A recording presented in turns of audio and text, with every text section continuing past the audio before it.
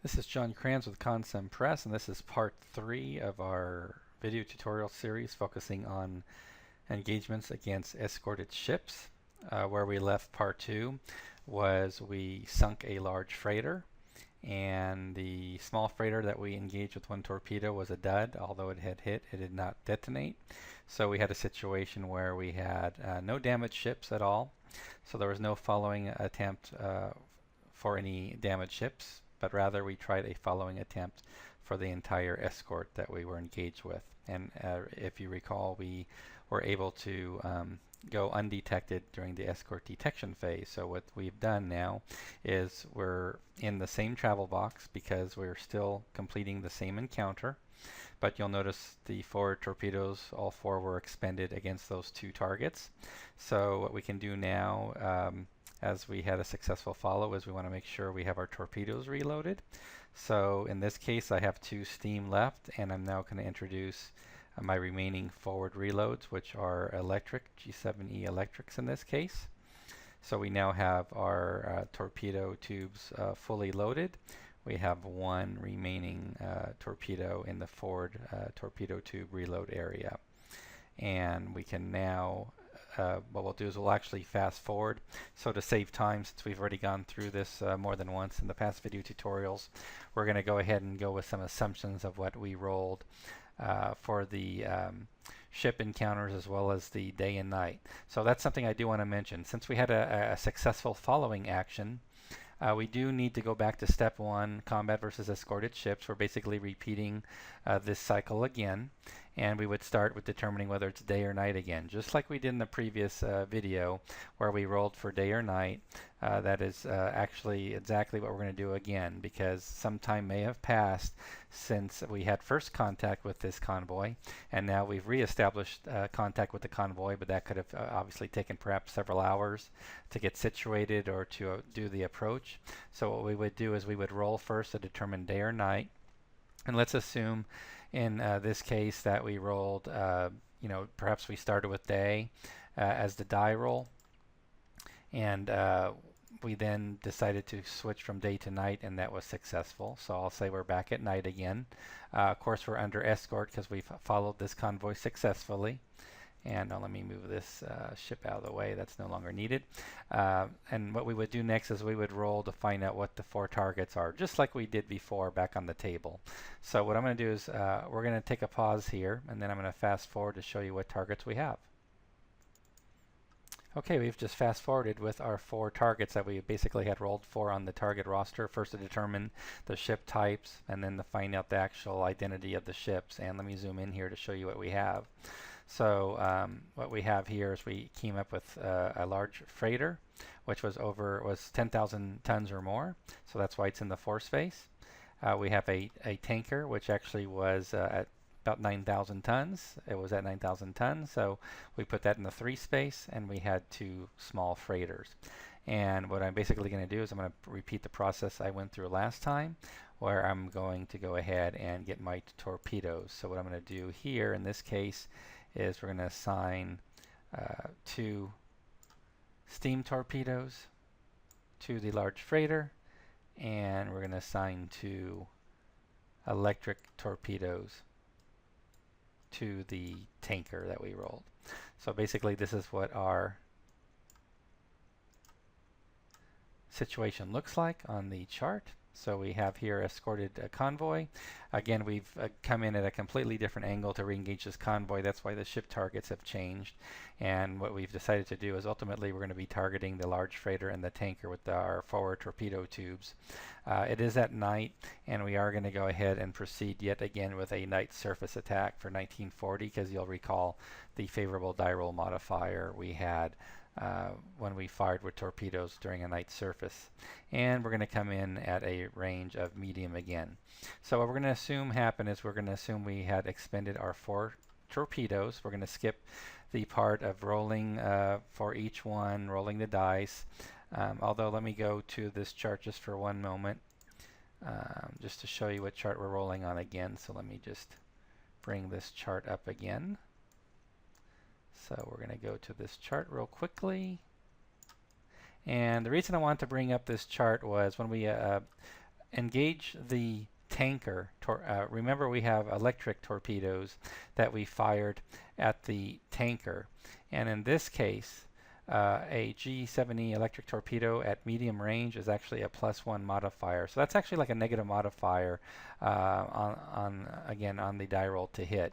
So just something I wanted to point out was for the two G7A steam torpedoes, they wouldn't have any modifier. Except for the -1 for night surface. And then for the two torpedoes, the electrics fired at the tanker, we would have two die roll modifiers basically canceling each other out. There's the night surface torpedo, which is a favorable modifier, but that would get canceled out by the electric torpedoes at medium range. So just wanted to point that out quickly. So let's go ahead and return back, and let's assume basically what happened was when we did this, we had some bad luck with our steam torpedoes. So I'm just going to get rid of these, assuming we rolled for these already. And I'm going to also do the same for the steams that we had rolled for them. We had checked for duds, so on and so forth. And basically what the end result was, we had a tanker which took 1 hit, and we had a large freighter that took 3 hits, but neither was sunk. So what you would note now on the roster sheet, U-boat roster sheet, is besides the name of the freighter and the tanker and their tonnage, is you would have a check mark placed next to the large freighter and the tanker because they were damaged but not sunk. Again, I was at medium range when I did this action, as I mentioned earlier about the G7 electric being at medium range for that negative modifier. So that meant I didn't have to worry about escort detection before I fired those torpedoes. So we were actually able to resolve that fire salvo, which we did here with, again, these were damaged, so I'll just sort of turn these over just to show you that these two took some damage from torpedoes. What we would do now is we would check again for escort detection. So we're going to go ahead and do that right now. So let me go ahead and bring up the escort detection chart as we did previously, and we'll just bring up this chart. So there we go. So we can see that now. And just looking at the modifiers here, again, it's 1940, so there's no modifiers for that. And I'm looking through night surface again. I am not seeing any modifiers in here. That would be negative modifiers. So I'm just verifying this. I want to do one last scan through just to make sure we were not at close range. Yes, we are looking good as far as all these modifiers. So basically what I would have a choice to do now is if I want to exceed test depth. If I decided to exceed test depth, what I would do is automatically take 1 hull damage to my submarine, which I'm going to go ahead and take the hull damage because I am going to declare exceeding test depth. So we're going to do that. Oh, you know what? I'm going to take that back. I am not going to do that because surface night engagements, there is a rule that for surface night engagements on the very first attempt, you cannot exceed test depth because, again, you're considered too close to the surface. So I do not even have this option. If this was a submerged attack, if I was attacking submerged, then I could attempt to exceed test depth, but I can't do it because I'm doing a surface night engagement. So for the first round, I can't do that. So we're going to go ahead and return back to doing the escort detection die roll now. Since I couldn't absorb that hull damage, it's going to be a straight up die roll here. So let's roll our 2 dice. And I rolled a 10. Well, a 10 is detected. That's very bad news for me as the U-boat player. So what that basically means is I have no option anymore as far as any capability whatsoever to engage the ships that I had targeted or I had damaged. So if I had not been detected, and let's just assume this for now. Let's assume I was not detected on the escort detection chart. What would then happen, which gets quite interesting, so let me show you what that result would be, is we're going to swing back to our combat mat, is we would have 2 choices. We could either follow any damaged ships or we could follow the convoy. So we would basically have a decision we'd have to make. We either follow the damaged ships, which could be 1 or more damaged ships, which that's why we do a check mark on the roster, or we can decide instead of following any damaged ships, we could just follow the convoy normally. So we would do that normal roll again, and if we're successful following just the standard convoy, we would roll for the 4 new ship targets again. However, let's assume in this case we want to follow the damaged ships. Again, at the back of the rules booklet, we're going to flip to the back of the rules here for a moment.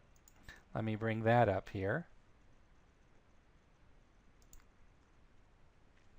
You'll see here we have table 9.7.6. We put it on the back of the rule so you could easily find it. And that is this option against escorted ships. If there's any that are damaged, first of all, following is automatic against damaged ships. So what we have to determine now is, do those ships remain together under escort, or do the ships become separated? And in effect, they become unescorted stragglers. So what I'm going to do is I'll go ahead and do a die roll to show you how that would play out, but then I want to cover both examples of what's possible. So we're going to go back to our example here. And here, back at our example, we decided in this case we're going to try to follow the damaged ships. So again, on a roll of 1 through 4, the damaged ships would stay together, just those 2 by themselves under escort. On a 5 through 6, they would separate as stragglers. So let me do a die roll to explain what the result could be. On a die roll of a 2, that means we would have a successful follow. And in other words, the escort would remain in place, but we would no longer have these 2 ships, or in other words, the convoy is no longer involved. What we have now is we've got 2 damaged ships in our sights, but they are still under escort, meaning there could be, obviously there'd be an escort detection die roll again. We would just go through the process again. Now if I had rolled a 5 or 6, that result is that they separate and become stragglers, and if that is the die result, or the die roll rather, you would have a decision you would have to make at that point as the U-boat commandant. You would decide to either engage the large freighter, or you would engage the tanker, because they've both become separated. You cannot, in other words, you cannot attack both. You can only pick one because they're both separate stragglers. So, but if you'll recollect, this large freighter started in the 4 space while the tanker was in the 3 space. So I know that the tanker is worth more points to me. Or I'm sorry, I take that back. The large freighter is worth more points because it's a greater tonnage value. So if I was going to pick one of these 2 stragglers to finish the job off, first of all, there'd be no escort involved anymore. The escort would go away, and this tanker would then not be would be involved anymore. So that would also go away. So basically what we would be left with is a new combat engagement, part of the same encounter, but it would be an unescorted large freighter. So we could take that large freighter on, just like we showed in a previous video clip. We could take it on in the daylight, at the surface. We could use our deck guns, see if that finishes the job. If not, we could use our torpedoes, so on and so forth. Just like that, we covered that in a previous segment. We could do that against this lone straggler. Basically, it's a sitting duck similar to an unescorted ship. That's basically what we're looking at in that situation. And of course, you want to finish off this damaged target. You want to finish it off in that first round, because if you don't, guess what? You then go to an additional round of combat option, which we covered in the previous video. So if you don't finish off that damaged ship, guess what? Escorts or an air encounter can result. And again, we covered that separately in an earlier video already about engagements against unescorted ships. So basically, again, just to finish off what happened here, in this case, what we did, just to finish out part 3 of this video, is instead of applying the detected die roll where we were detected, I want to just save that for part 4 of the series. So we skipped that and we pretended basically that the result was we were undetected, which gave us a chance to do this following mechanic where we could either follow the convoy itself again for a set of fresh 4 new targets if we were successful following, or we could automatically, and it's an automatic result, we could automatically follow any damaged ships, but we did that die roll to see if the ships stayed together under escort, or if the ships became separate stragglers with no escort, basically unescorted ships. And we had to pick, in that case, we had to pick which damaged ship we wanted to go after to finish off the encounter. So this basically is, again, the end of part 3. But what we're going to do now in part 4 is we're going to pick things back where we were before, where what happens if we did roll that we had that escort detection, which I did roll earlier. So we're going to go through the U-boat. We're going to go through a depth charge attack and basically see how this cycle works once you get detected, how basically you get into this basically repeating cycle of you're just trying to escape at that point. You're going through escort detection and an obvious depth charge attack, and guess what? You have to go through another escort detection automatically, and hopefully you'll either get away. If not, guess what? Another escort depth charge attack. Onward and onward until you finally can escape detection, and that would end the encounter. So that is what we will do in the next segment.